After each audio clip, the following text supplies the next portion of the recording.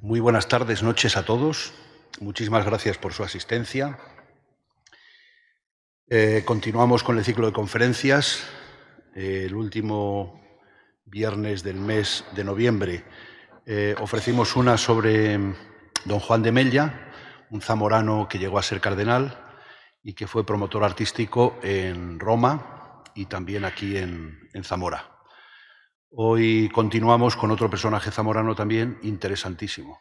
Hace unos minutos en la sacristía, a quienes me acompañaban les decía que estando en la catedral, si miramos para un lado o para otro, no hay alguna obra que no esté financiada, costeada por el personaje del que vamos a hablar hoy, que es don Diego Meléndez de Valdés, promotor artístico en Roma y en Zamora en torno al año 1500. La foto que están viendo ahora mismo en los monitores es un pormenor, un detalle del dibujo que hizo Anton van Bingaerde en el año 1570.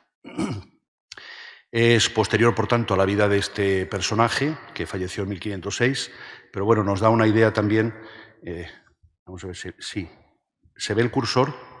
Sí. Pues ahí tenemos la cabecera de la catedral que se hizo gracias a las rentas de este obispo, que fue un obispo, ya lo digo, irresidente, es decir, que estuvo en Roma, pero no estuvo en Zamora durante su pontificado. Eso era algo normal en aquella época. La vista está tomada desde el barrio de San Frontis, se ven los peñones, se ve Olivares con la iglesia a la izquierda, las aceñas y finalmente se ve el Palacio Episcopal, las murallas y la catedral. Bueno, pues comenzamos entonces. Primero, unas notas biográficas para conocerlo más en profundidad.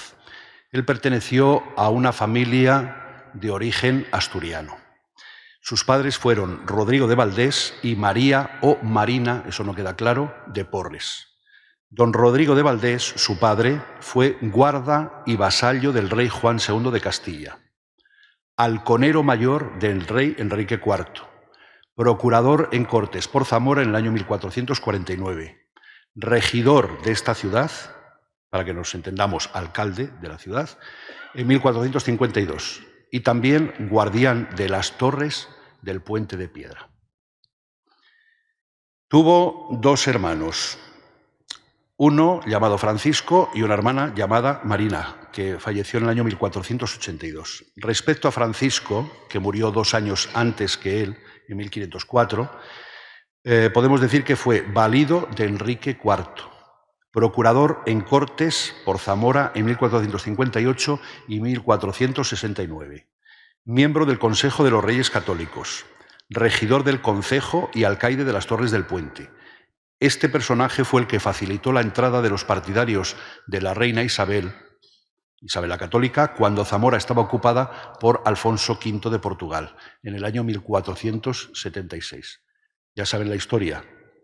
El rey de Portugal quería también hacerse con el reino de Castilla por estar casado con Juana la Beltraneja. Tuvo intención de fundar en Zamora un hospital y un monasterio jerónimo, aquí en la propia capital, pero finalmente se edificó junto a la ciudad de Salamanca. En su lugar se creó el primer estudio en Zamora en el año 1510.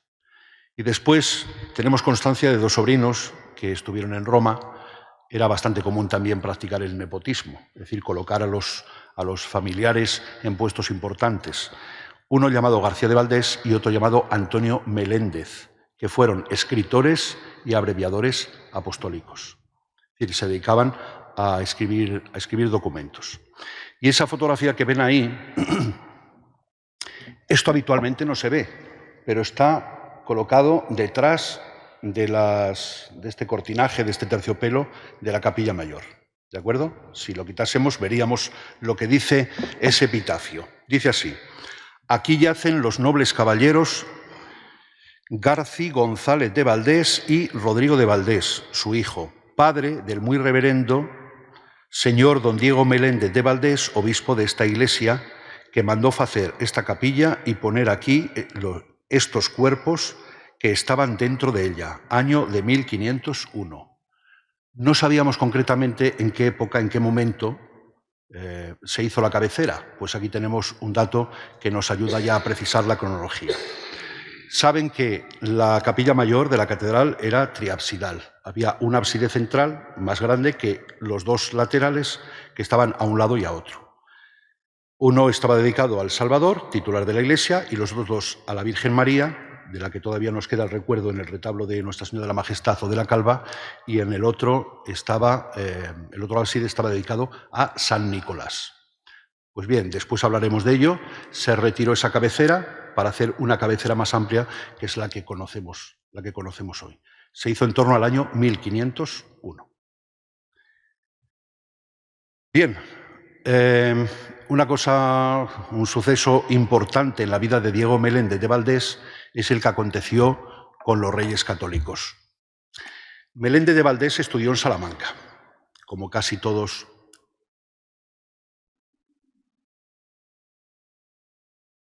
los personajes importantes zamoranos de la época. Y posteriormente pasó a Roma, de Salamanca a Roma. En 1483 los Reyes Católicos lo consideraron su agente en Roma. ¿Eso de agente qué significa? Pues viene a ser algo así como una especie de embajador. Ya saben que los Reyes Católicos fueron los primeros que pusieron embajador en Roma, embajador permanente. Pues bien, Meléndez de Valdés hizo de agente de los Reyes Católicos en Roma. La reina Isabel la Católica lo mandó a Roma con ciertas consignas, y una de ellas era que recabase del Papa el nombramiento de obispos para algunas sedes en Castilla. Y concretamente la de Salamanca quería que fuese para Fray Hernando de Talavera, un fraile jerónimo que entonces estaba en el monasterio de Prado en Valladolid. Entonces él tenía que haber hecho ese encargo. Sin embargo, proveyó para otras sedes, y para la diócesis de Salamanca, en vez de proveer para Fray Hernando de Talavera, se la dejó para él. Y entonces el Papa lo nombró obispo de Salamanca. En el año 1483, aunque él nunca tomó posesión por la oposición real. Esto provocó un sonoro desencuentro, desavenencia entre la corona y el papado. Hubo carteo o correspondencia epistolar entre el Papa, Rodrigo de Borja, etcétera, que decían que había obrado muy mal, de una forma muy desleal. Entonces estaban muy enconados los Reyes Católicos, concretamente más la reina Isabel, con Diego Meléndez de Valdés. Valdés se mantuvo pertinaz en su opción, o sea que él no quiso retirarse de la designación de obispo de Salamanca. Le apoyó posiblemente Rodrigo de Borja, futuro Alejandro VI, que estaba resentido por no haber obtenido la sede de Sevilla, que le quería para él, pero no la pudo obtener. Bien, así que los Reyes Católicos le advirtieron por carta a Meléndez Valdés que en sus reinos, ni en Castilla ni en Aragón, tendría oficio ni beneficio. O sea, que no volviese a España. ¿Vale? Persona non grata. Cuando decimos que aquí no tendría oficio ni beneficio, significa que aquí no tendría ningún cargo y que además no obtendría ninguna renta. Ya veremos esto, lo importante que ha sido después para la diócesis de Zamora. En 1493 fue elegido para la diócesis de Astorga. Por fin se desatascó un poco el asunto. No llegó a ser obispo de Salamanca, pero fue nombrado obispo de Astorga en 1493. Pero quitémonos la idea de la cabeza de que permanecía o estaba en Astorga, que tampoco estuvo en Astorga. ¿De acuerdo? Las diócesis entonces, si los obispos estaban en la curia romana, eran pastoreadas, digámoslo así, o gobernadas por personajes cercanos al obispo.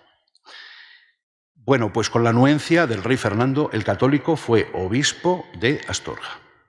Y el 23 de junio de 1494, por tanto, vayamos fijando fechas, de 1494 a 1506 en que murió, fue designado obispo de Zamora por Alejandro VI, el Papa Borgia, sucediendo en la sede episcopal al toresano Fray Diego de Deza, que fue promovido entonces a la diócesis de Salamanca. Fray Diego de Deza era toresano, fue obispo de Zamora, obispo de Salamanca y después arzobispo de Sevilla, y allí está sepultado. Así que Diego Meléndez de Valdés nunca regresó a Zamora, sino que permaneció en Roma. Presencia en Roma. ¿Qué sabemos de él en Roma? Pues en 1498 el Papa Alejandro VI lo nombró mayordomo del Palacio Pontificio. Es decir, que él es el que tenía las llaves que abría y cerraba el Palacio del Papa. Tuvo una destacada presencia en la curia romana durante los pontificados de Alejandro VI, Pío III y Julio II. Por tanto, conoció a 3 papas. Se relacionó con 3 papas. Según nos cuentan los cronistas de la época, en Roma participó en misas papales, en consistorios, en eventos diplomáticos y actuó en las exequias, es decir, en la misa exequial, en la misa de entierro de Alejandro VI, del Papa Borgia. También en el cónclave posterior y en la consagración y coronación del Papa Pío III. Eso nos lo cuenta Juan Burcar. Y vamos a contar ya los últimos días del personaje. Él hizo testamento el 22 de septiembre del año 1501, pero viviría 5 años más. Él falleció el 27 de diciembre del año 1506. Fue enterrado en un sepulcro construido en la capilla de San Ildefonso de la iglesia de Santiago de los Españoles. Esa capilla fue fundada por él. No hay ahora mismo iglesia de Santiago de los Españoles. En la Plaza Navona pueden ver la iglesia de Nuestra Señora del Sagrado Corazón, porque en el siglo XIX esa iglesia se vendió a una congregación francesa y ha sido remodelada en el interior, habiendo incluso puerta a la calle del Corso del Renacimiento, etc. O sea que está bastante modificada. Pero todavía se conserva lo que era la capilla de San Ildefonso.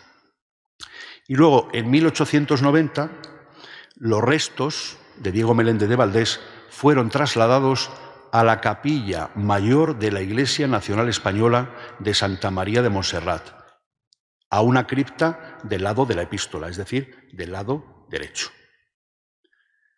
No hay constancia, yo he estado allí en el lugar y no hay constancia en la sepultura de que esté allí enterrado. Sin embargo, su sepulcro funerario fue trasladado al patio o cortile, como dicen los italianos, de la residencia de la Iglesia Nacional Española. Después lo veremos. En 1507, un documento importante también, para que veamos cómo al no obtener las rentas que le correspondían como obispo de Zamora, no porque no se le enviaban a Roma, sino que quedaban aquí en España, por decisión de los reyes católicos, ni oficio ni beneficio, pues sabemos que en el año 1507, por un documento que hay en el archivo catedralicio, la reina Juana la Loca, ordenó desembargar los frutos y las rentas pertenecientes al obispo difunto, es decir, al año siguiente, afirmando que el cabildo y su fábrica eran sus herederos legítimos. ¿Por qué dice esto la reina Juana? Porque el juez pesquisidor que ella tenía en el obispado, que era Rodrigo Ronquillo, los había secuestrado, los frutos y las rentas de este obispo. Bueno, pues la reina dice, no, pertenecen al cabildo y a la fábrica, de la misma manera que habían pertenecido antes en vida. Retratos. Pues ahí tenemos el bulto funerario, un detalle del bulto funerario de la escultura yacente de su sepulcro en Roma. No sabemos si está idealizado o es realista, pero bueno, ese es el que tenemos de la época. Y a la derecha tenemos un lienzo que pintó Nicanor Martínez Gata entre el año 1898 y 1900, pero es un retrato ficticio, no es real. Pasamos al anterior, lo vemos más grande. Abajo hay una cartela, una inscripción que dice: Ilustrísimo señor don Diego Meléndez Valdés, natural de Zamora, familiar de Alejandro VI, obispo de Salamanca en 1492, trasladado a Astorga en 1493 y en 1496 a este de Zamora, donde no residió. Murió en Roma en 27 de diciembre de 1506. Por tanto, ya tenemos las notas biográficas del obispo Diego Meléndez de Valdés. Vamos a ver ahora, el segundo bloque de la charla, cómo fue promotor artístico en Roma y después cómo fue promotor artístico en Zamora. En Roma había dos instituciones en esos años vinculadas a España, ¿vale? Todavía no era España, pero bueno, vinculadas a España. Al Reino de Castilla y al Reino de Aragón. El Reino de Castilla tenía una iglesia y un hospital dedicado a Santiago. Ahí vemos un grabado que dice junto versus Platea Agonalen, junto a la plaza en Navona, para que ustedes entiendan, está la iglesia de Santiago de los Españoles. Entonces, en esa iglesia y en ese hospital se recogían a peregrinos, a enfermos, etcétera, fundamentalmente provenientes del Reino de Castilla. Y luego había otra iglesia, que era la iglesia de Santa María de Montserrat, donde se acogían a los mismos, pero a los provenientes de la zona de Aragón, de la corona de Aragón. Por tanto, estamos hablando de la institución que tenía el Reino de Castilla allí en Roma. Había una obra pía fundada por Alfonso de Paradinas, obispo de Ciudad Rodrigo. Está enterrado en la iglesia de Santiago y Montserrat de Roma. Como os digo, tenía hospital que acogía a peregrinos, pobres y enfermos, particularmente del Reino de Castilla. En 1498, el gobernador de esa obra pía, que era Pedro de Aranda, obispo de Calahorra, fue encarcelado por judaizante. Otra cosa es que lo fuese o no, pero fue encarcelado en el castillo de Sant'Angelo. De modo que le sucedió en el gobierno de esa institución don Diego Meléndez de Valdés. Por tanto, 1498, gobernador de Santiago de los Españoles. A esa institución realizó bastantes donaciones en metálico. Finalizó las obras de ampliación de la iglesia que había comenzado Pedro de Aranda y acometió la instalación de un nuevo órgano musical y la restauración de la capilla de la Inmaculada. Eso se hizo siendo gobernador don Diego Meléndez de Valdés. Vamos allá. El órgano. Bueno, llamémosle cantoría, porque no es solamente el objeto musical, el instrumento musical, sino el lugar donde se instala. Esa es la cantoría. Fue realizada sobre la puerta de la sacristía entre el año 1500 y 1502. La tribuna, que vemos ahí, a modo de pretil, fue realizada por Pietro Torrigiani, un escultor que después vino a España y murió en Sevilla en el año 1528. Lo conocemos bien en la historia del arte español. Y también por Bartolomeo de Giovanni. El órgano es de un organista griego llamado Isaco Argyropoulo. Y la pintura, la policromía, probablemente, aunque no es seguro, sea de Antoniazzo Romano.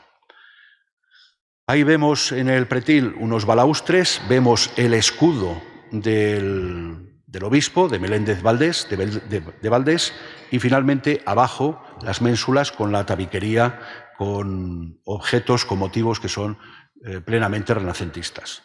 Algo que vemos que no sucedió en Zamora, porque en Zamora, por las obras que veremos después, se optó por el estilo, digámoslo así, tardogótico. Bueno, pues como es la primera vez que sale el blasón de Meléndez de Valdés, para reconocerlo diremos que está timbrado con un capelo y luego tiene 1, 2 y 3 borlas al final. Cuando hay 3 borlas significa que es un blasón de un obispo. 4 un arzobispo y más un cardenal. En este caso, obispo. El escudo está partido. En el primer cuartel, es decir, en el de la izquierda, se ven 3 fajas de azur en campo de plata y una bordura, es decir, una cinta que bordea, circunscribe lo que acabamos de decir, una bordura de gules, es decir, de rojo, con 11 aspas de oro. Y en el segundo cuartel, es decir, en la derecha, aparecen 5 flores de lis de oro en aspa, colocadas en aspa, sobre campo de plata. Así que ese es el escudo de don Diego Meléndez de Valdés. Seguimos en la iglesia de Nuestra Señora del Sagrado Corazón, entonces llamada Iglesia de Santiago de los Españoles. Y esta es la capilla de San Ildefonso. Si estuvieron en la anterior conferencia, hablamos de don Juan de Mella, que le tenía muchísima devoción a San Ildefonso, bien, y fundó una capilla a los pies de la iglesia, es decir, en la zona oeste, desbordando perimetralmente el edificio catedralicio. Bien, pues él dedicó capilla en Zamora a San Ildefonso. Como ya había capilla en Zamora dedicada a San Ildefonso, pues supongo que Meléndez Valdés querría dedicar una a San Ildefonso, también para guardar memoria de este santo toledano, pero cuyos restos están aquí en Zamora, en la propia ciudad de Roma. Así que fue construida entre 1501 y 1502. La dotó con inmuebles ubicados en la ciudad de Roma. En el archivo de la obra pía de la iglesia de Santiago y Montserrat se encuentra bastante documentación de adquisiciones de inmuebles en la ciudad de Roma a cardenales como por ejemplo el cardenal Riario, etc. Entonces compraba inmuebles y después el fruto de esas compras se las ofrecía a la institución. Por tanto, dotó a la capilla con inmuebles ubicados en la ciudad de Roma que él fue adquiriendo.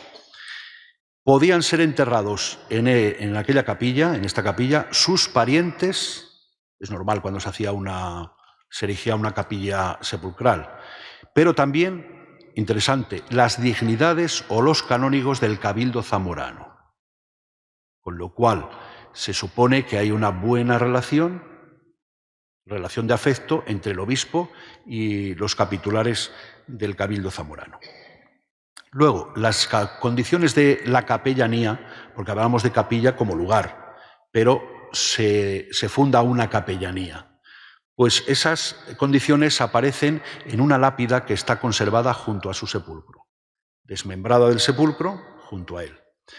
En esa inscripción que vemos abajo, se dice que esa capellanía tendrá 2 capellanes para la celebración de la misa diaria en sufragio por él y por sus familiares difuntos, primero. Segundo, que se celebrase una misa y las vísperas. Las vísperas es la oración de la Iglesia y tiene 2, primeras vísperas, segundas vísperas. Las primeras vísperas es la víspera, valga la redundancia, de la fiesta, y las segundas en el atardecer de la propia fiesta. Por tanto, el día 22 de enero por la tarde y el día 23 se celebraría la misa y el rezo de vísperas. ¿Por qué? Porque es la festividad de San Ildefonso, el 23 de enero.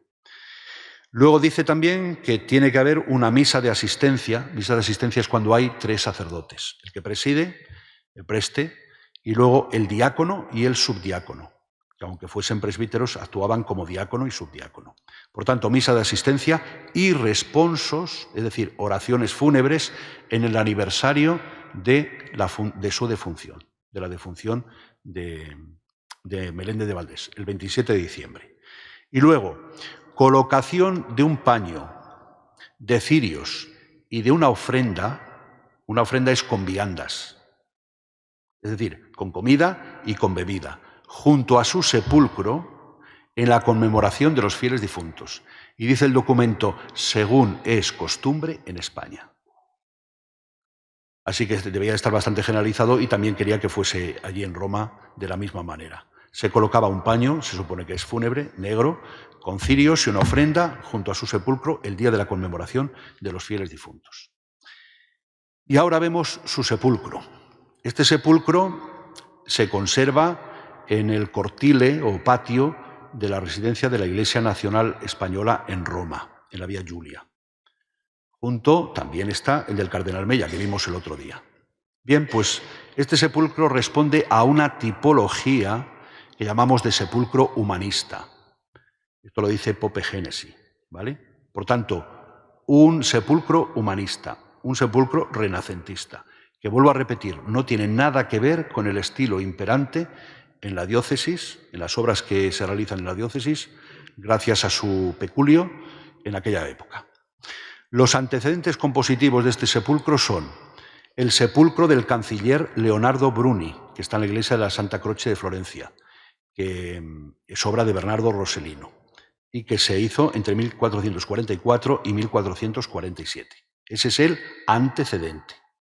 Y de ese antecedente imitaron otros dos sepulcros.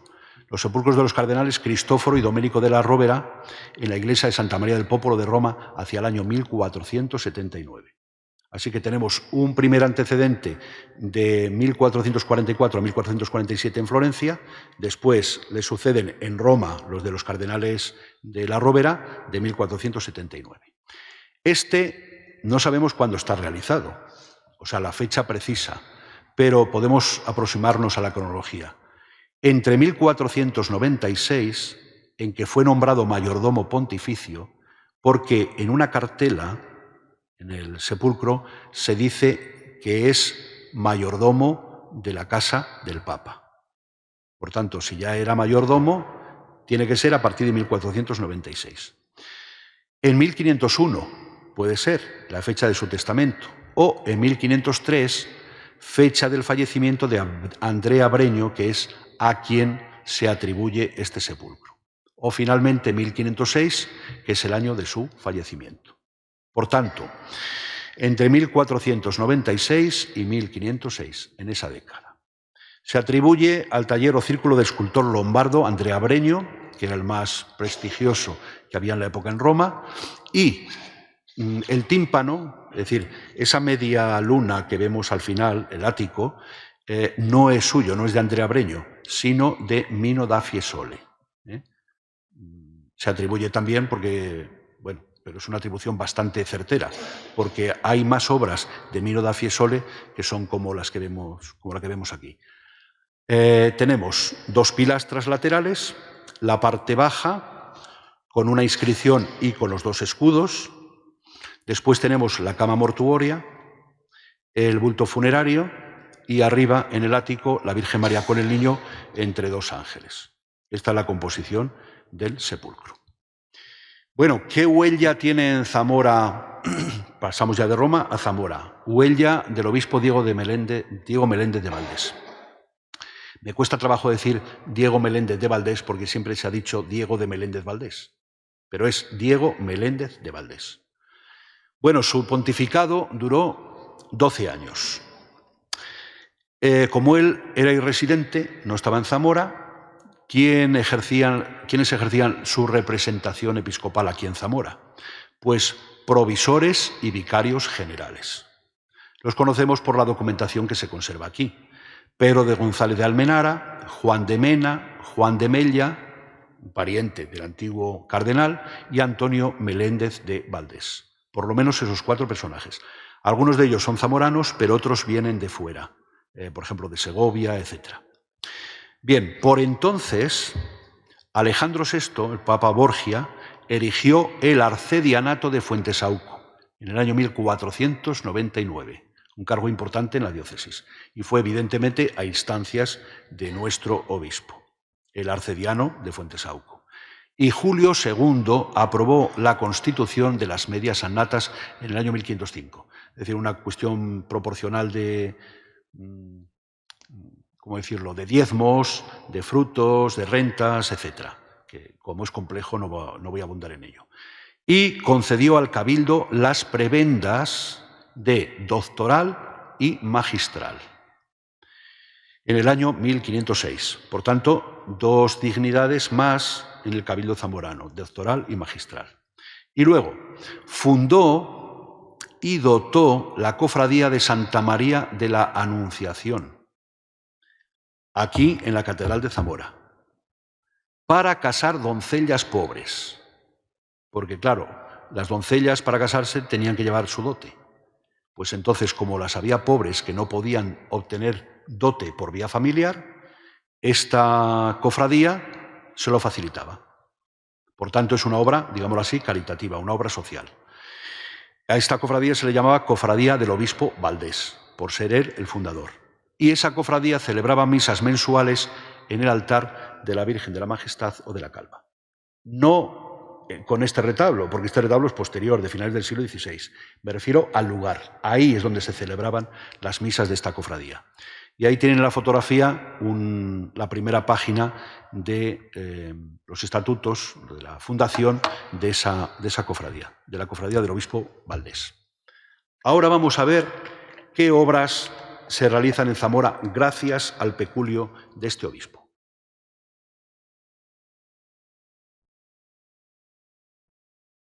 Este es el tercer y último bloque de la conferencia. Promotor artístico en Zamora. Bien, pues ustedes saben que en el año 1260, según cuentan Fray Juan Gil de Zamora y otros testimonios posteriores, haciendo una obra en la iglesia de San Ildefonso, se encontraron los restos de San Ildefonso. ¿Por qué está San Ildefonso en Zamora? Pues porque en la Edad Media, ante el avance musulmán del sur hacia el norte, pues los cristianos que estaban en el sur llevaron las reliquias más preciadas hacia el norte con el fin de darle seguridad para que no fuesen ultrajadas. Por ejemplo, los sevillanos llevaron a San Isidoro a León, a la Basílica de San Isidoro. Y los toledanos trajeron hasta Zamora los restos de San Ildefonso, según la tradición. Entonces, en 1260 se encuentran esos restos y se hace una especie de antipendio, de altar, para tener los restos de San Ildefonso detrás, pero darles un culto, digámoslo así, semipúblico. No es un culto muy generalizado. ¿Bien? Ese antipendio es el que luego se encontró en el solado de la iglesia de San Ildefonso y que está ahora, ese frontal de altar, llamamos, se conserva ahora bajo la torre. Eso en 1260. Pero a finales del siglo XV se le quiere dar mayor culto público a San Ildefonso. Y entonces se hacen obras en la iglesia de San Ildefonso. La iglesia era románica y tenía 3 naves. ¿Qué se decide hacer? Darle unidad al espacio y evitar la fragmentación. De modo que se vacía el interior, se recrecen los muros laterales y se voltean bóvedas. Eso sucede en torno al año 1496. ¿Por qué lo sabemos? Porque el ábside se dividió en 2 alturas y en ese arco divisorio aparece una inscripción que dice: se elevaron aquí los cuerpos santos de San Ildefonso y San Atilano el 26 de mayo de 1496. Pues bien, esa obra fue costeada gracias a las rentas episcopales de don Diego Meléndez de Valdés, que él no recibía en Roma. Tenemos varios testimonios en que se nos dice esto que les acabo de referir. Por ejemplo, Rojas Villandrando, al tratar de la traslación de las reliquias de San Ildefonso a la capilla alta de la iglesia de San Pedro en 1496, dice: con su autoridad, don Diego Meléndez de Valdés, obispo, 20 de Zamora, en el orden cronológico de la sucesión apostólica, mandó labrar el templo de la forma que hoy se ve. El cronista González Dávila dice que Meléndez de Valdés no vino a servir ni a residir en su iglesia, mas tampoco quiso que los frutos de su obispado se remitiesen a Roma. Bueno, no sé si es que no quisiera o es que se lo impidieron. Sino que se gastasen enteramente en beneficio de sus ovejas y pobres y en reparar templos, hospitales y lugares píos. En Zamora reparó el templo de San Pedro y San Ildefonso en la forma que ahora está. Otro, el teólogo mercedario Fray Alonso Vázquez de Miranda, abunda en la misma noticia y dice así: no se hallaba en España este ilustrísimo prelado, sino en Roma. Ni en 6 años que fue obispo de Zamora vino a ella. No fueron 6, sino más. Pero con gran gloria suya no le enviaron a Roma cantidad grande ni pequeña de las gruesas rentas de su obispado, gastándose todas estas rentas en edificios suntuosísimos, reparaciones de diferentes iglesias y memorias piísimas que fundó en él. Luego el presbítero de Zamora, Agustín García Diego, que fue el que organizó el archivo de la Secretaría de Cámara del Obispado de Zamora, añade que hizo la capilla mayor, coro y rejas de la catedral, con la primorosa sillería interior, en cuyas obras se ve el escudo de sus armas.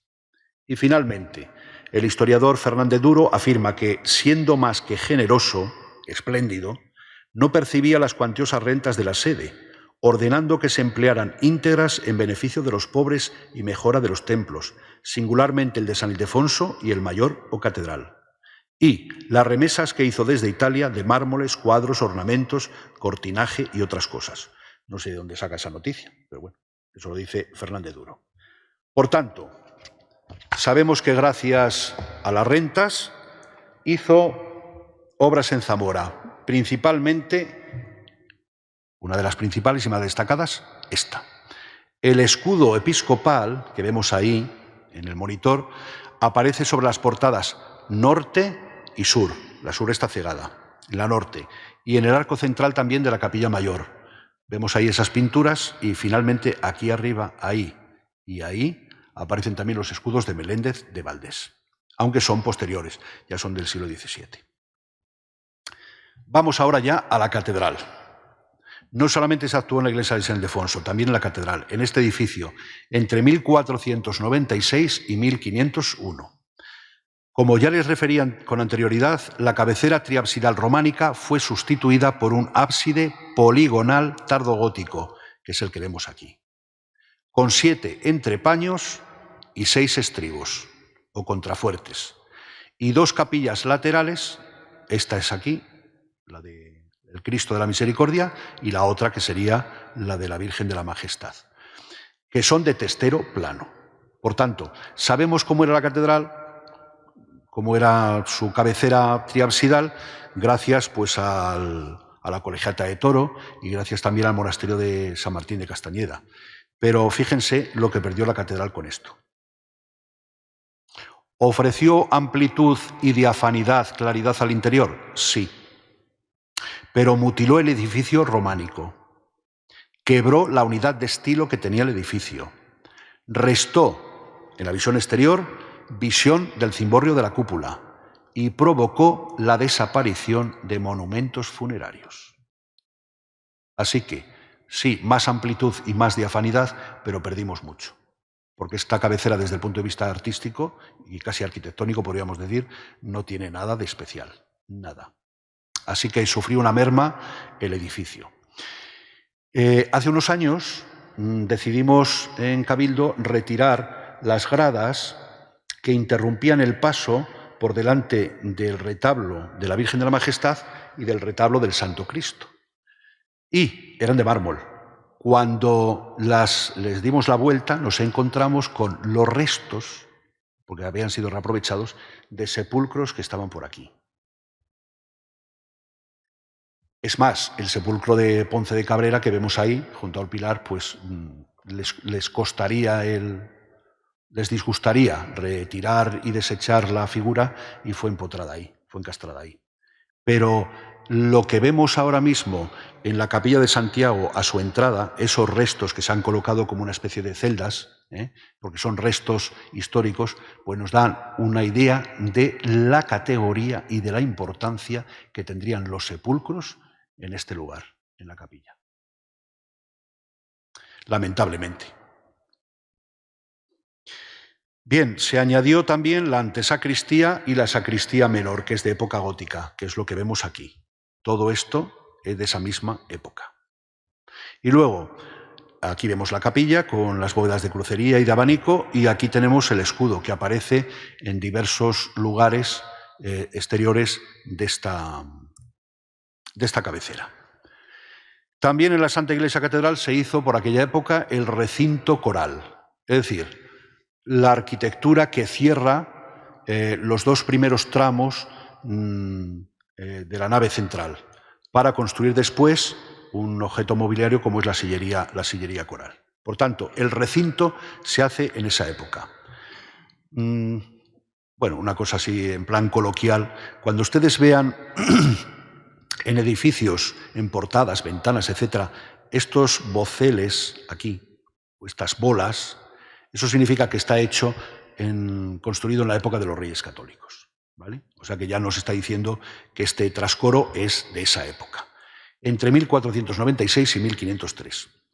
Está ubicado en los dos primeros tramos de la nave central, según estilo tardogótico. Destaca el trascoro, que está cerrado y que es el primero en España, porque hasta entonces los coros tenían una entrada y una salida, y la salida era un vano. Entonces, desde los pies de la iglesia, desde el oeste, había un eje visual que conectaba entrada o salida de la catedral con la capilla mayor. ¿Pero qué pasó en Zamora? En Zamora ya estaba construida la capilla de Juan de Mella. Por tanto, ese eje visual, digámoslo así, desde la portada, desde fuera, ya no existía. Entonces decidieron hacer, por primera vez, digo, en España, un trascoro pero cerrado, no con vano, sino con un altar. Después se seguiría haciendo en otros lugares de España, pero el primero es en Zamora. Y ese es el altar que llamamos del Salvador de todos los santos, de todos los santos. En esta obra, esto es lo más notable que tenemos del recinto coral, porque los laterales no tienen nada de especial.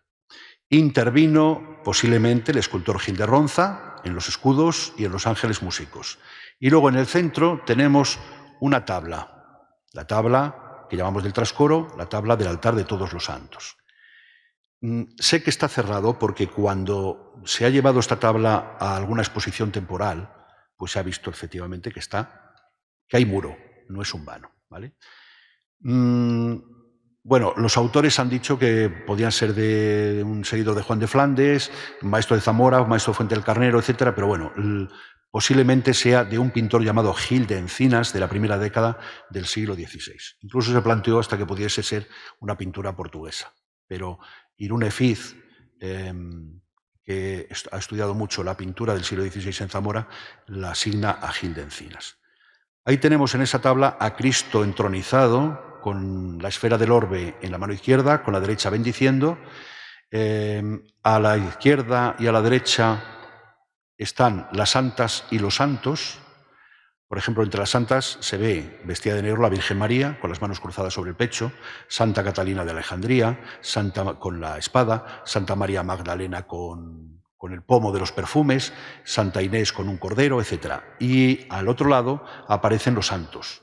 Ahí están, por ejemplo, San Juan Bautista con el cordero, San Juan Evangelista con el cáliz de Aristodemo, San Pedro con las llaves, San Pablo con las barbas, etc.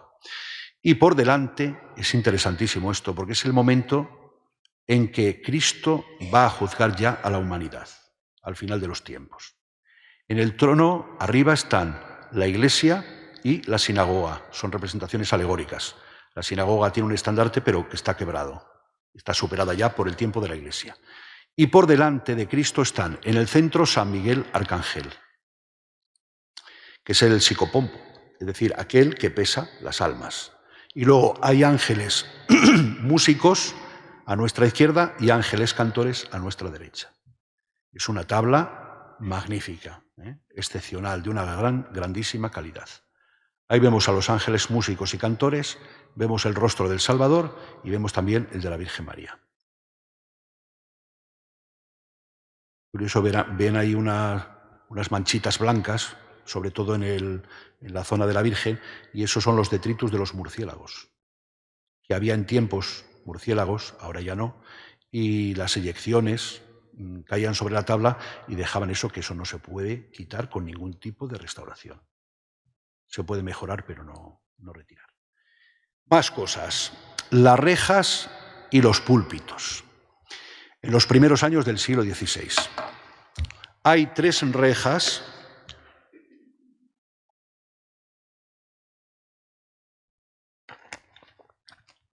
en la embocadura de la capilla mayor. La central y 2 laterales. Y una más en la embocadura de la sellería coral. Conforman, según los peritos, uno de los conjuntos más destacados de la rejería castellana del primer Renacimiento, claro, como corresponde a esa época. Sin embargo, no se libera todavía de los resabios tardogóticos. Están atribuidas al taller de Fray Francisco de Salamanca. Cuando decimos atribuidos significa que no hay un documento que lo avale, pero conociendo otras obras documentadas del mismo autor, podemos considerar por comparación, por analogía, que se deben a él. Fray Francisco de Salamanca fue cartujo primero y después fue dominico. Era muy prestigioso en su época. Tiene rejas en Segovia, en el monasterio del Paular, en Rascafría, en Sevilla. Bueno, muy prestigioso en la época, pues se trajo a Zamora para hacer estas rejas. Y aparece el escudo episcopal en los coronamientos, en todos. Como están hechas a doble haz, pues se pueden ver por un lado y por otro. Y la central tiene un calvario en el coronamiento que es de Gil de Ronza. Y abajo una frase a la que voy a referirme que está tomada de un libro llamado El exemplario contra los engaños y peligros del mundo, que se editó en Zaragoza en el año 1493. Por tanto, si está recogida, las rejas son posteriores a 1493, evidentemente. Ya hemos dicho que son de los primeros años del 16. ¿Y qué dice? Dice: a cualquier cuenta es loco el que mucho presume de sí, ligeramente cae el vanaglorioso. Lo traduzco al castellano actual. Porque ligeramente es decir rápidamente. A cualquier cuenta es loco el que mucho presume de sí, la presunción, y rápidamente cae el vanaglorioso. Es un aforismo, digámoslo así, tomado de ese libro, que está advirtiendo a las personas que pasan de esa reja para acá de los peligros de la presunción. Presumir ante los demás. Es muy interesante porque además está puesto con dos manillas. Manillas no son las manillas del reloj, sino dos manos. Y entonces así aparecen en el grabado de ese libro, que por cierto está reeditado hace pocos años también aquí en España.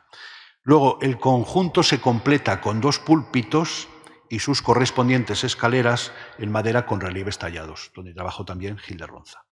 Los púlpitos los conocemos. Hace años se quitaron los tornavoces porque era algo que les afeaba, es un añadido muy posterior del siglo XIX que no tenía ningún interés para que se pudiese ver la reja en todo su esplendor. Ahí tenemos la inscripción de la cual yo les he hablado, que es esta. Después la reja de la sillería coral y finalmente los púlpitos, que están asentados en la cúspide inferior sobre bloques de granito tallado. Otra obra más, fíjense ya, cabecera, rejas, recinto coral. Ahora nos vamos a la sillería coral. No voy a entrar en detalles porque ya tendremos una conferencia dedicada exclusivamente a la sillería coral. Y como da mucho de sí, pues voy a adelantar un poco, en síntesis, lo que podemos decir. Se realizó entre el año 1503 y 1506, incluso se puede prolongar hasta el 7. Pertenece al llamado grupo norteño, es decir, que pertenece a las sillerías que llamamos del norte que son León, Zamora y Astorga, así cronológicamente. Es un eslabón, por tanto, entre la de León, a la que imita, y también con la de Astorga, a la que sucede. La de León está realizada entre 1461 y 1481 por diferentes maestros, y la de Astorga también por diferentes maestros en 1515 y 1549. Fíjense que muchísimo, son 20 años en la primera y en la segunda son más de 20 años. Sin embargo, la de Zamora, del 3 al 6, quiere decirse que en 3 años o 4 estaba hecha la sillería coral. Fue contratada con Juan de Bruselas. El hallazgo del documento se lo debemos a Guadalupe Ramos de Castro, que estaba entonces en León, descartando la postura de Pedro de Guadalupe, que fue el introductor del primer Renacimiento en Castilla. Por tanto, lo que hicieron los canónigos fue elegir un estilo que estaba ya prácticamente periclitado, estaba finalizando, estaba agonizando, y no introducir otro estilo que era la vanguardia, que era el Renacimiento. Por tanto, es una sillería tardogótica, con ciertos toques renacentistas y, desde luego, una mentalidad también humanista, que luego veremos. ¿Por qué acuden a Juan de Bruselas? Pues por una razón muy sencilla. Rodrigo Alemán, que había hecho la sillería baja, o el nivel bajo de la sillería de Toledo, después la de Plasencia y la de Ciudad Rodrigo, con el Cabildo de Ciudad Rodrigo topó. Él se quejaba de que habían hecho un contrato tirando a la baja, y entonces él quería una mayor financiación. Pero las hacía a la vez, de modo que el Cabildo de Ciudad Rodrigo decía: ¿qué pasa? Que está siempre en Plasencia, pero no viene nunca por aquí. Y entonces lo metieron en juicio. Entonces, Rodrigo Alemán, que era el más prestigioso entonces en España, como entallador de sillerías, pues estaba en litigio, y no era conveniente, estando en litigio, contratarlo. Es comprensible, ¿no? Entonces, ¿a quién contratan? Pues van a León. El deán entonces tenía un hermano en León y había comunicación. Ya hablaremos también con el sepulcro de Juan de Grado. Y entonces ajustan el encargo de la obra con Juan de Bruselas, porque había estado en Toledo, en la Catedral de Toledo, trabajando con Rodrigo Alemán. Por tanto, no era un desconocedor de las obras de las sillerías. Van a alguien que ha trabajado ya en Toledo, la sillería de Toledo. El programa iconográfico fue elaborado y supervisado por Juan de Mena, Juan de Grado, que no llegó a ser dignidad del Cabildo, pero sí fue canónigo, y Alfonso de Porres. Luego fue ejecutada por un taller aquí, en la propia ciudad de Zamora, con diferentes artistas, llámese el maestro, que es el que dirigía la obra, llámense también oficiales y llámense aprendices. Diferentes artistas, diferentes niveles, pero también diferentes sensibilidades, lo que se aprecia en el resultado final. No es la misma calidad la que encontramos en los dorsales del nivel bajo o alto que el coronamiento y que las ménsulas, las misericordias. Luego, muy interesante, porque las fuentes iconográficas las conocemos. Aparte de las bíblicas y las patrísticas, hay fuentes gráficas, concretamente de los libros que se editaban en París en los años finales del siglo XV. Interesantísimos. Los libros de horas, de Philippe Piguchet. Y también las escenográficas. Les adelanto.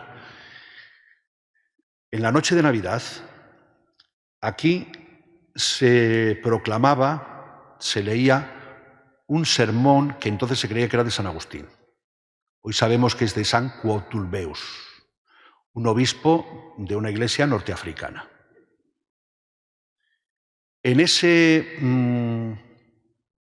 texto se dice, se van repasando los diferentes personajes de la historia de la salvación y se le va preguntando: ¿tú qué dices acerca del Mesías? ¿Tú qué dices sobre Cristo? ¿Tú qué dices tal? Y van apareciendo los patriarcas, los sacerdotes, los caudillos, los profetas, y finalmente pregunta a Nabucodonosor y también a Virgilio. Y finalmente también aparecen las sibilas. Hecho la lectura, se realizaba, como en casi todas las catedrales, el canto de la sibila. Los personajes estaban vestidos de época, cada uno llevaba una cartela y discurrían por el interior de la catedral. Por tanto, era un acto escenográfico. Bien. Moralejo descubrió que el Pórtico de la Gloria de Santiago de Compostela posiblemente esté imbuido o esté fundado en esa tradición, el canto de la sibila. Bueno, pues nosotros teníamos canto de sibila porque hay un documento donde se dice que en el archivo estaba el canto de la sibila. Por tanto, se hacía en Zamora. Por eso aparecen aquí las sibilas en las puertas, aparece Virgilio con su égloga y aparece también Nabucodonosor. Pero en eso ya me detendré en la conferencia dedicada a la sillería. Bien, por efecto del humanismo renacentista se asimilan al mensaje cristiano personajes paganos. Claro, no se ven si uno, o no lo advierte si uno no se detiene y si uno no estudia las figuras de la sillería. Pero aquí aparecen, a un lado y a otro de la entrada, que está muy tapado, muy enmascarado por las rejas, Apolo y Hermes Trismegisto. 2 personajes paganos. Y también, como he dicho, Virgilio en la primera de la derecha a nivel bajo y las sibilas en la puerta. Aquí. Aquí y aquí están las sibilas y Virgilio está aquí, en la última del nivel bajo. Y también aparece ahí en diversos lugares el escudo episcopal. Ahí lo tienen, el de don Diego Meléndez de Valdés. Ahí tenemos una visión particular de la sillería, que se dividía en coro del Llán y el coro del Chantre. Y luego también hay en la catedral algunas obras lígneas, es decir, realizadas en madera en la época de don Diego Meléndez de Valdés.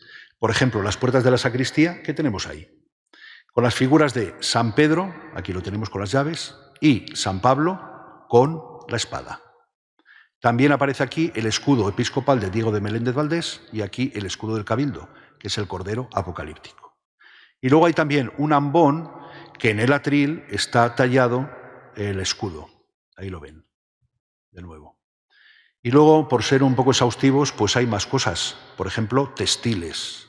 Tenemos una capa, esta es una capa pluvial, y tenemos también una casulla. Son de los ornamentos del siglo XVI que estaban tejidos con hilos de oro, de plata y de seda. Por cierto, labores que hacían hombres, no mujeres, en aquella época.